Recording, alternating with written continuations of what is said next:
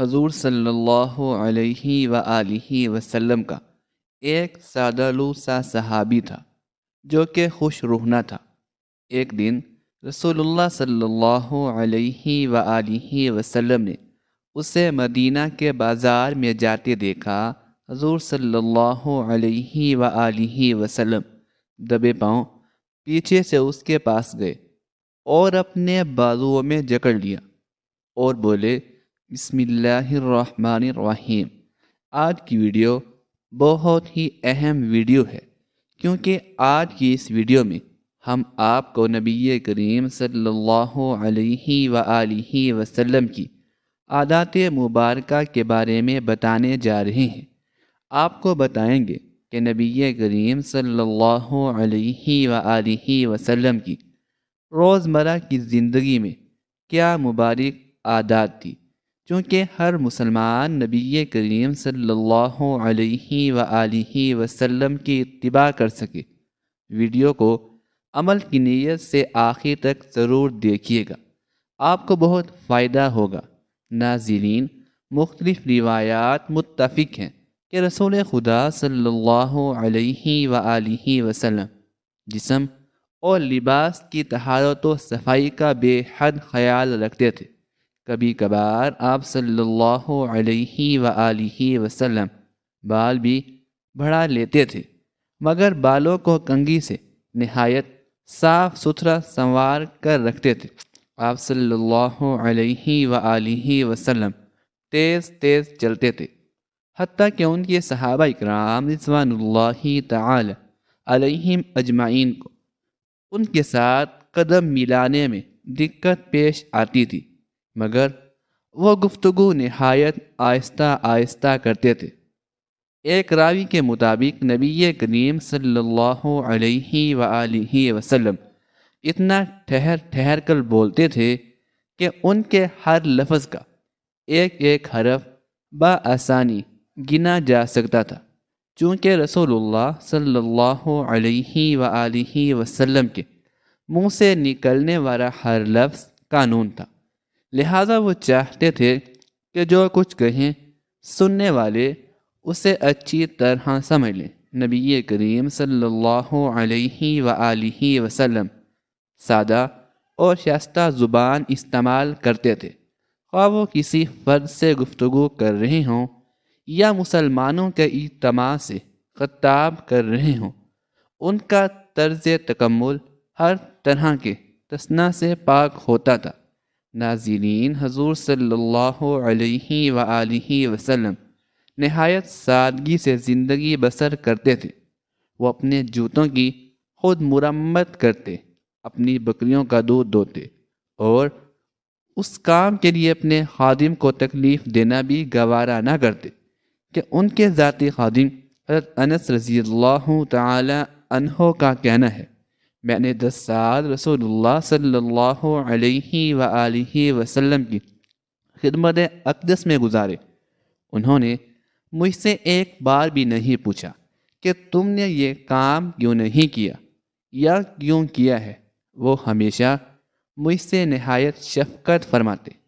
رسول اللہ صلی اللہ علیہ وآلہ وسلم کی عادت مبارکہ تھی کہ آپ صلی اللہ علیہ وسلم ننھے منھے بچوں سے بڑا پیار کرتے تھے اور جہاں کہیں بچوں کو دیکھتے خوش ہو جاتے اور بچوں کو ہنسانے کے لیے ان سے مذاق کرتے۔ فطری طور پر وہ اپنے نواسوں حضرت حسن اور حضرت حسین رضی اللہ تعالی عنہ سے بھی بے حد محبت کرتے۔ بسا اوقات وہ نماز کے دوران بھی ان میں سے ایک کو بازوؤں میں اٹھا لیتے۔ جب آپ صلی اللہ علیہ وآلہ وسلم سجدے میں جاتے تو نواسے کو پاس کھڑا کر لیتے اور سجدے سے اٹھ کر اسے پھر گود میں لے لیتے۔ جب دونوں بچے ذرا سمجھدار ہوئے تو وہ مسجد نبوی صلی اللہ علیہ وآلہ وسلم میں ادھر ادھر دوڑتے پھرتے۔ نماز با جماعت کے دوران کبھی کبھار وہ رسول اللہ صلی اللہ علیہ وآلہ وسلم کی ٹانگوں میں سے گزر جاتے، رسول خدا صلی اللہ علیہ وآلہ وسلم انہیں کچھ نہ کہتے۔ اللہ کے رسول صلی اللہ علیہ وآلہ وسلم ہر ایک سے مشفقانہ برتاؤ کرتے، حتیٰ کہ معمر خواتین ان سے لمبی لمبی بے سروپا باتیں بھی کرتی، مگر رسول خدا صلی اللہ علیہ وآلہ وسلم کوئی اکتاہٹ محسوس نہ کرتے۔ سبحان اللہ، کیا شان ہے پیارے آقا صلی اللہ علیہ وآلہ وسلم کی، کیا اوصاف حمیدہ ہیں آپ صلی اللہ علیہ وآلہ وسلم کی۔ عادت مبارکہ یہ تھی کہ سفر کے دوران وہ قافلے کے ہر فرد کے ساتھ رابطہ رکھتے اور بار بار لوگوں کے پاس جاتے حتیٰ کہ وہ خوش رہیں۔ ایسے ہی ایک موقع پر وہ اپنے پرانے دوست حضرت جابر رضی اللہ تعالی عنہ کے پاس گئے، جو اپنے بوڑھے اونٹ پر سوار جا رہے تھے۔ حضور صلی اللہ علیہ وآلہ وسلم نے خود پر اس طرح سنجیدگی طاری کر لی کہ کوئی بھی دیکھنے والا سمجھ سکتا تھا کہ نبی کریم صلی اللہ علیہ وآلہ وسلم مذاق فرما رہے ہیں۔ پھر انہوں نے جابر رضی اللہ تعالی عنہ سے کہا، اچھا، کیا تم اپنا اونٹ میرے ہاتھ فروخت کرنا چاہتے ہو؟ ہاں، مگر ایک شرط پر کہ میں اونٹ مدینہ واپس جا کر آپ کے سپرد کروں گا۔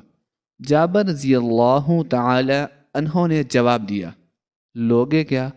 آپ بتائیں، 1 درہم میں بیچو گے؟ رسول خدا صلی اللہ علیہ وآلہ وسلم نے کہا، اے اللہ کے نبی صلی اللہ علیہ وآلہ وسلم، آپ مجھے لٹانا چاہتے ہیں؟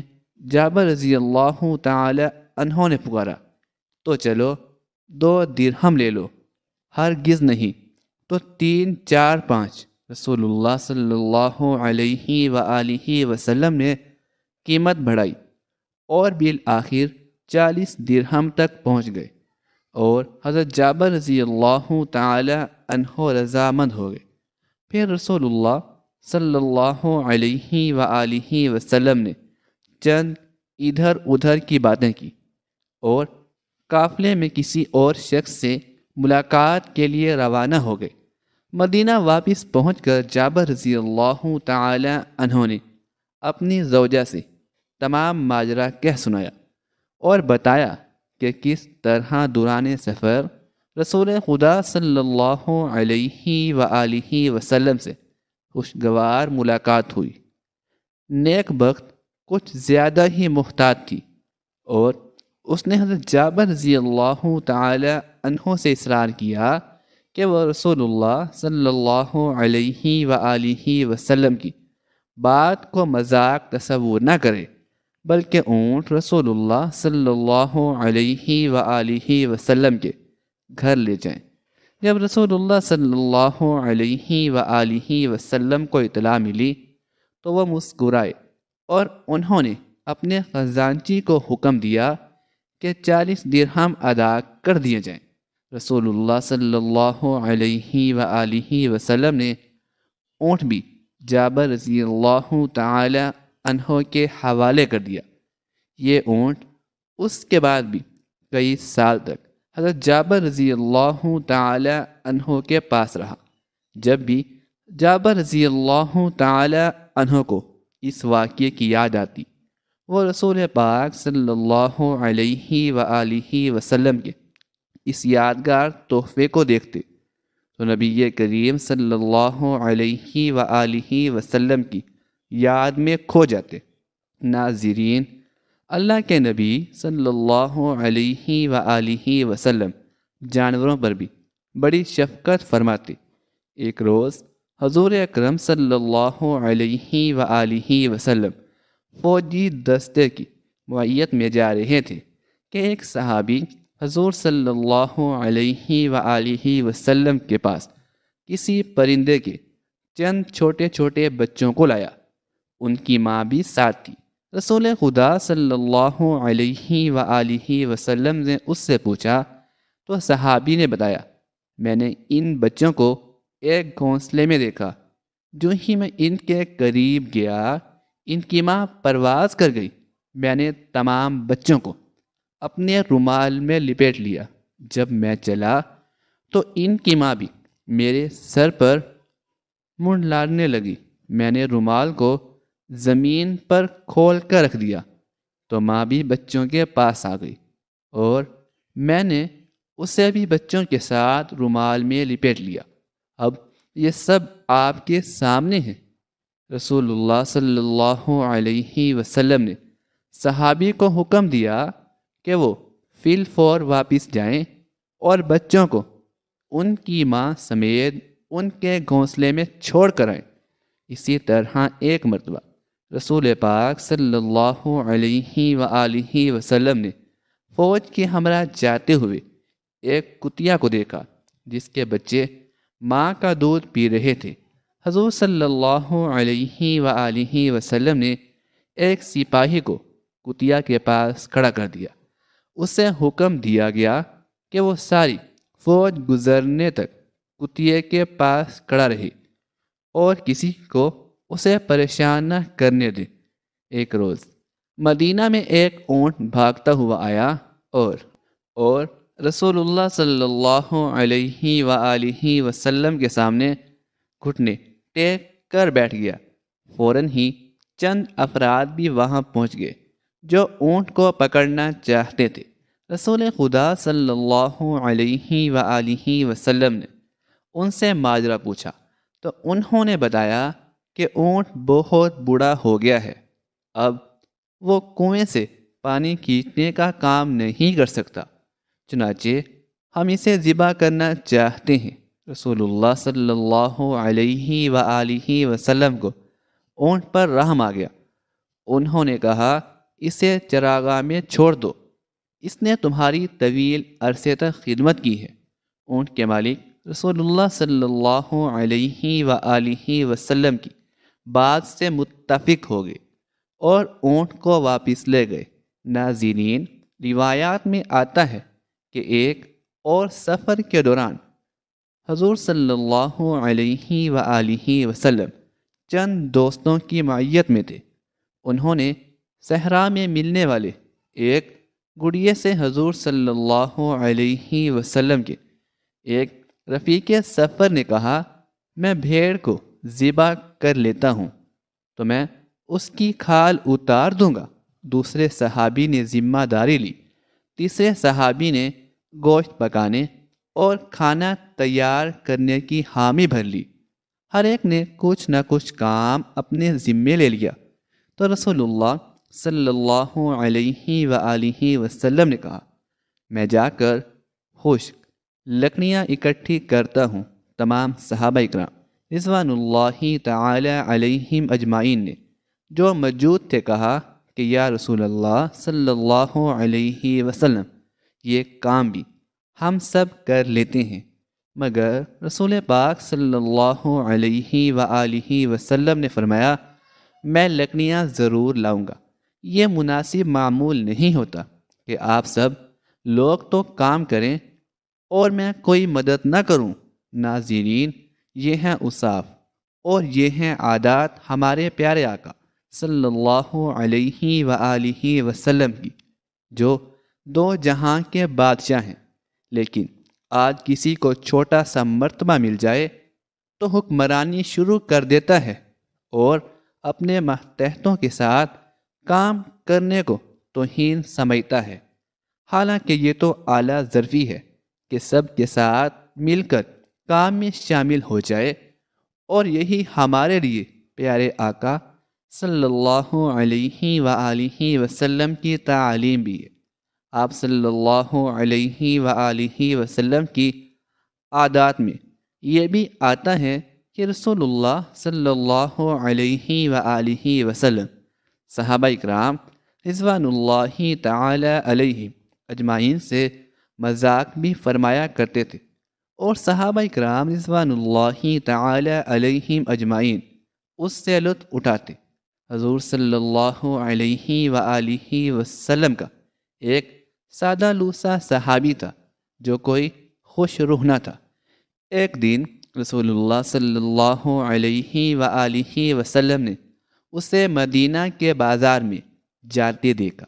حضور صلی اللہ علیہ وآلہ وسلم دبے پاؤں پیچھے سے اس کے پاس گئے، اسے اپنے بازوؤں میں جکڑ لیا اور بولے، کیا کوئی یہ غلام خریدنا چاہتا ہے؟ صحابی نے گردن موڑ کر دیکھا کہ اسے کس نے بازوؤں میں لے رکھا ہے۔ رسول اللہ صلی اللہ علیہ وآلہ وسلم کو دیکھ کر اس کی خوشی کا ٹھکانہ نہ رہا۔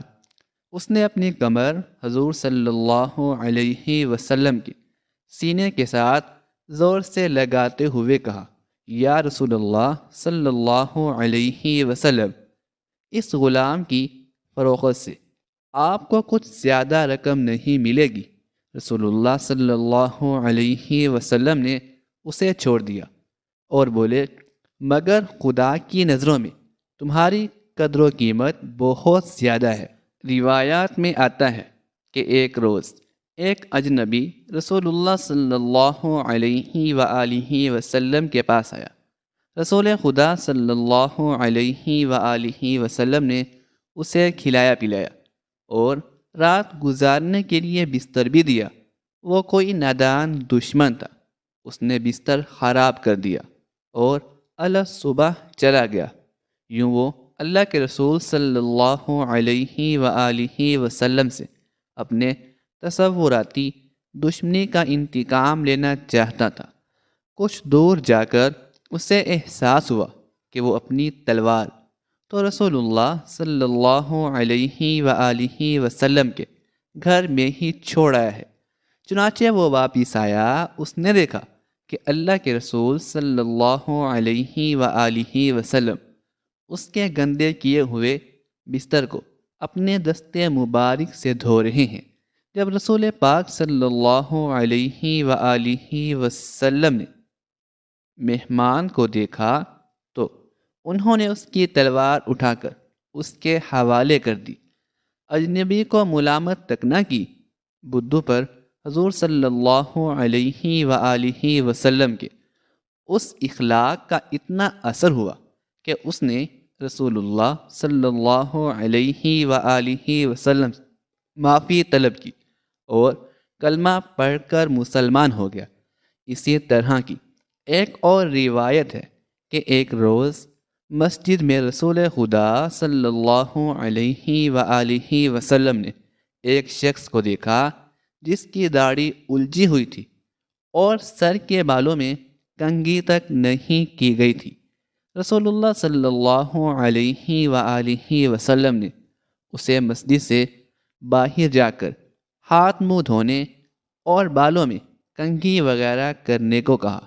جلد ہی وہ حجام کی دکان سے واپس آیا تو رسول پاک صلی اللہ علیہ وآلہ وسلم نے کہا، کسی خوفناک شیطان کی ماند نظر آنے سے کیا یہ بہتر نہیں ہے؟ ایک اور موقع پر رسول پاک صلی اللہ علیہ وآلہ وسلم نے ایک مسلمان کو نہایت خستہ حالت میں دیکھا۔ اس کے کپڑے پھٹے ہوئے تھے اور بدن پر جھول رہے تھے۔ جب رسول اللہ صلی اللہ علیہ وآلہ وسلم نے اس سے ایسی حالت کا سبب پوچھا تو اس نے بتایا، یا رسول اللہ صلی اللہ علیہ وآلہ وسلم، میں کوئی غریب شخص نہیں، اللہ نے مجھے کافی دولت دی ہے، مگر میں سب کچھ اللہ کی راہ میں لٹا دیتا ہوں اور خود جھوٹے موٹے پر اکتفا کرتا ہوں۔ اور اس پر رسول اللہ صلی اللہ علیہ وسلم نے فرمایا، یہ کوئی اچھی بات نہیں ہے۔ اللہ تعالیٰ نے اپنے بندے کو جن نعمتوں سے نوازا ہے وہ بندے کو ان نعمتوں سے مستفید ہوتے دیکھنا بھی پسند کرتا ہے۔ ناظرین، آپ نے ملاحظہ کیا ہے کہ آپ صلی اللہ علیہ وآلہ وسلم کی عادات میں مذاق بھی شامل تھا، اور آپ صلی اللہ علیہ وآلہ وسلم کی عادات میں پیار، محبت اور شفقت بھی شامل ہے۔ آپ صلی اللہ علیہ وآلہ وسلم کی ہر ادا اور ہر عادت ہمارے لیے قابل تقلید ہے۔ جو عادات اور اوصاف آپ نے ملاحظہ کیے، ان سے رسول خدا صلی اللہ علیہ وآلہ وسلم کی بہترین انسانی صفات اور آپ صلی اللہ علیہ وآلہ وسلم کے مثالی معاشرتی رویے کا بخوبی اندازہ کیا جا سکتا ہے کہ آپ کو نبی کریم صلی اللہ علیہ وآلہ وسلم کی مزید عادات بتاتے ہیں جو روزمرہ زندگی سے متعلق ہیں، اور ساتھ میں ان عادات مبارکہ کے سائنسی اور طبی فوائد سے بھی آپ کو آگاہ کریں گے جن کا اعتراف سائنسی ماہرین نے کیا ہے۔ رسول اللہ صلی اللہ علیہ وآلہ وسلم صبح بہت جلد اٹھ جایا کرتے تھے، بلکہ ایسی کوئی روایت نہیں ملتی کہ آپ صلی اللہ علیہ وآلہ وسلم کی تہجد بھی کبھی قضا ہوئی ہو۔ سورج نکلنے سے کچھ وقت قبل اور 1 گھنٹے بعد تک کا وقت آکسیجن سے پھر پورا وقت ہوتا ہے۔ آج سائنسی تحقیق کی بنیاد پر بھی صحت کے اعتبار سے 24 گھنٹوں میں یہ بہترین وقت ہوتا ہے کہ جس میں آپ کو زیادہ سے زیادہ آکسیجن لینے کا وقت ملتا ہے، جو کہ آپ کی صحت مند زندگی کے لیے ایک بہترین مفید عمل ہے۔ آپ صلی اللہ علیہ وآلہ وسلم کی عادت تھی کہ صبح نیند سے اٹھنے کے بعد رسول اللہ صلی اللہ علیہ وآلہ وسلم آنکھوں کا مساج فرمایا کرتے تھے۔ یاد رہے کہ جسم کا پورا نظام 11 سسٹم پر مشتمل ہوتا ہے۔ نیند سے اٹھنے کے بعد یہ سسٹم بحال ہونے میں 11 سے 12 منٹ لیتا ہے۔ اگر آپ آنکھوں کا مساج کرتے ہیں تو یہ سسٹم 10 سے 15 سیکنڈ میں فوراً بحال ہو جاتا ہے۔ روایات کے مطابق رسول اللہ صلی اللہ علیہ وآلہ وسلم بستر سے اٹھ کر کچھ دیر بیٹھے رہتے تھے، اور معمول تھا کہ 3 دفعہ سورہ اخلاص پڑھتے تھے کہ جس کو پڑھنے میں تقریباً 1 منٹ صرف ہوتا ہے۔ آج کل میڈیکل سائنس بتاتی ہے کہ ہمارے دماغ میں ایک رگ ہے جس کے ایک حصے سے دوسرے حصے کے لیے خون کے لیے ایک پل بنتا ہے۔ اس طرح اس پل کے ذریعے سے ہی ہمارے پورے دماغ کو خون کی سپلائی بحال ہوتی ہے، کہ جہاں سے ہمارے تمام تر اعصاب یعنی پورے جسم کو کنٹرول ہونا ہوتا ہے۔ اگر کوئی شخص صبح بیدار ہونے پر اچانک اٹھ کر چل دے جبکہ ابھی دماغ میں خون کی سپلائی بحال نہیں ہوئی ہوتی، تو اس شخص کو یہاں برین ہیمرج ہو سکتا ہے، یا وہ دماغ کے کئی دوسرے مسائل کا شکار ہو سکتا ہے کہ جن میں اچانک جسم کے کئی حصوں کا مفلوج ہونا فالج بھی شامل ہے۔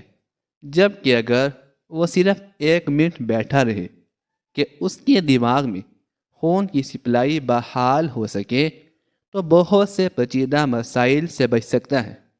اور یہ باقاعدہ ایک سائنسی تحقیق ہے، اور اس ایک حدیث مبارکہ کے پیچھے بہت سے پروفیسر ڈاکٹرز کی ریسرچ شامل ہے کہ جس میں غیر مسلم ریسرچ نے بھی اتفاق کیا ہے کہ ہمیں محمد صلی اللہ علیہ وآلہ وسلم کی اس سنت کے مطابق صبح اٹھنے کے بعد بیڈ پر کچھ دیر بیٹھے رہنا چاہیے۔ اس کا فائدہ یہ ہے کہ دماغ پوری طرح سے بحال ہو کر ہمارے جسم کی بھرپور رہنمائی کے قابل ہو جاتا ہے۔ اس سنت مبارکہ پر جہاں بہت بڑا اجر و ثواب ہے، وہاں صحت کا بہت بڑا راز بھی ہے۔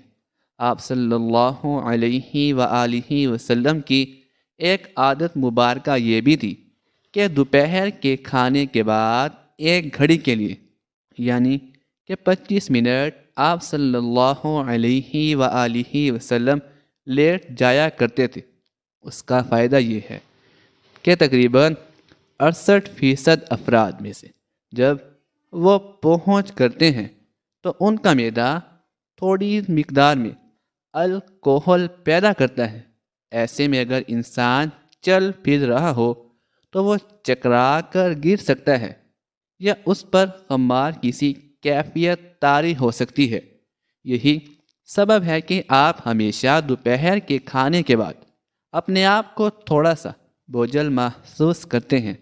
اگر ہم کچھ دیر لیٹ جائیں تو الکوہل سے پیدا ہونے والے خمار کا ذہن پر زیادہ دباؤ نہیں آئے گا اور وہ جسم کے نظام کے لیے زیادہ فعال رہے گا اور ہم کسی بھی طرح کے حادثے سے بچ سکیں گے۔ اس کے علاوہ بھی اس سنت مبارکہ پر عمل نہ کرنے کی صورت میں بہت سے صحت کے مسائل کا اندیشہ رہتا ہے۔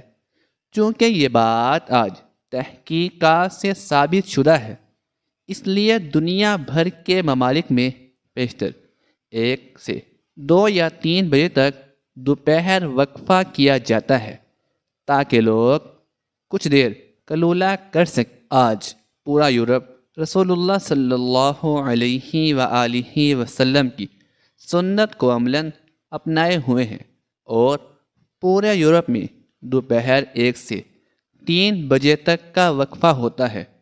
انہوں نے سنت رسول صلی اللہ علیہ وآلہ وسلم پر ریسرچ کی اپنایا اور ہم سے کہیں بہتر صحت کا معیار رکھتے ہیں۔ رسول اللہ صلی اللہ علیہ وآلہ وسلم کے معاملات اور عادات میں پیر جمعرات کا روزہ بھی شامل تھا، اور آپ صلی اللہ علیہ وآلہ وسلم نے ان روزوں کو رکھنے کی ترغیب بھی دلائی، یعنی کہ ہفتے میں 2 روزے۔ رسول اللہ صلی اللہ علیہ وآلہ وسلم کا قول مبارک ہے کہ مسلمان ایک آنت میں کھانا کھاتا ہے جبکہ کافر 3 آنت میں، اور ہمیں نصیحت فرمائی کہ جب خوب بھوک لگے تو کھانا کھاؤ اور ابھی بھوک باقی ہو تو چھوڑ دو۔ یہ عمل آج کل جدید میڈیکل کی زبان میں آٹوفیجیا کہلاتا ہے۔ یہ انسانی جسم کو صحت مند رکھنے کا بہت عظیم راز ہے۔ ہوتا یہ ہے کہ جب ہم معمول کے مطابق اپنی ضروریات سے زیادہ کھانا کھاتے رہتے ہیں تو جسم میں ایکسٹرا پروٹین فٹ اکٹھے ہو جاتے ہیں جو کہ جسم کی ضرورت سے زائد ہونے کے سبب جسم میں ظاہر کا کردار ادا کرتے ہیں اور مختلف بیماریوں کا سبب بنتے ہیں۔ آج کی عام بیماریاں شوگر، کولیسٹرول اور بلڈ پریشر کا بنیادی سبب یہی ایکسٹرا فٹ ہی بنتے ہیں۔ جب آپ کو بھوک ہوتی ہے تو جسم میں کھانا ہضم کرنے کا خود کار نظام پوری طرح سے تیار ہو جاتا ہے۔ اگر ہم نے 100 لقمے کھانے تھے مگر 70 پر ہاتھ روک لیا تو باقی 30 لقمے کی جن کی جسم کو ضرورت تھی، جسم وہ ضرورت ان ایکسٹرا پروٹین اور فٹنس کو کھا کر پورا کرتا ہے۔ جسم اپنے خود کار نظام کے تحت اکٹھے ہونے والے زہر کو ختم کرتا رہتا ہے اور آپ صحت مند رہتے ہیں۔ اب جب 3 روز کچھ کوتاہی ہو گئی اور آپ نے پیر کو روزہ رکھ لیا، پھر 2 روز کے معمولات اور جمعرات کا پھر روزہ، جب یہ سنت رسول صلی اللہ علیہ وآلہ وسلم آپ کے معاملات کا حصہ بن جاتی ہے تو بیماری پیدا کرنے والے سیل آٹوفیجیا کا عمل ہفتے میں دوبارہ دہرائے جانے کے باعث اکٹھے ہی نہیں ہو پاتے ہیں اور آپ سدا صحت مند رہتے ہیں۔ ناظرین، آج ہم سائنسی تحقیقات پر بہت یقین رکھتے ہیں۔ کیا ہم اس انتظار میں ہیں کہ سائنس رسول اللہ صلی اللہ علیہ وآلہ وسلم کی سنت مبارکہ کو ثابت کرے تو ہم اللہ کے رسول صلی اللہ علیہ وآلہ وسلم کی سنتوں پر عمل کرنا شروع کریں گی۔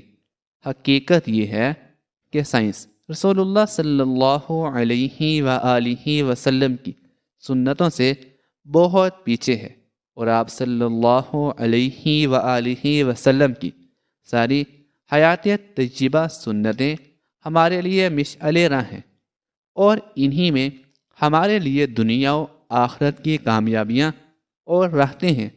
اللہ سے دعا ہے کہ اللہ تعالی ہمیں نبی کریم صلی اللہ علیہ وآلہ وسلم کی تمام سنت پر عمل پیرا ہونے کی توفیق عطا فرمائے۔ آمین ثم آمین۔ ناظرین، کمنٹ باکس میں اللہ تعالی کے 99 ناموں میں سے ایک نام ضرور ٹائپ کریں۔